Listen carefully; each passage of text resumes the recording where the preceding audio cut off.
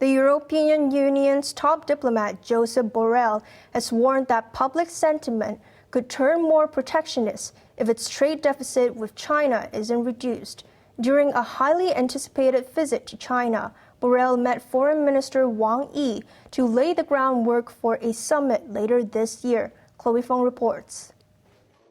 European Union Foreign Policy Chief Josep Borrell ended a three-day visit to Beijing and Shanghai by conducting a joint press conference in the capital with Foreign Minister Wang Yi.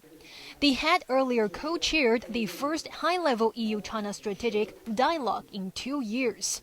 Borrell said the two sides discussed economic security and the need to have a balanced approach to trade. I stressed the commitment of the European Union to remain one of the most open economies in the world. Yes, we are one of the most open economies in the world. We don't want to be protectionist, but sometimes we have to protect.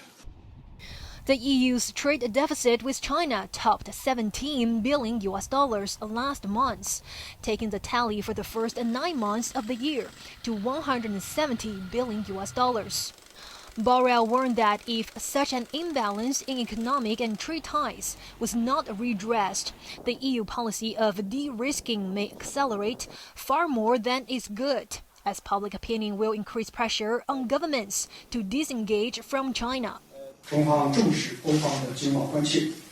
Wang, meanwhile, stated that China takes European concerns seriously.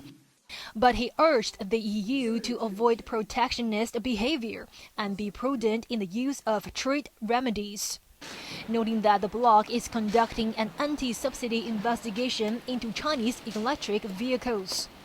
He also said China will provide a more favorable environment for EU businesses. Borrell, for his part, stressed Europe's interest in finding common ground, saying the two sides need to work together more than ever to lessen conflicts.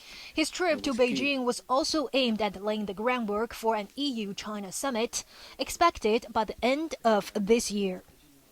Chloe Feng, HKIBC.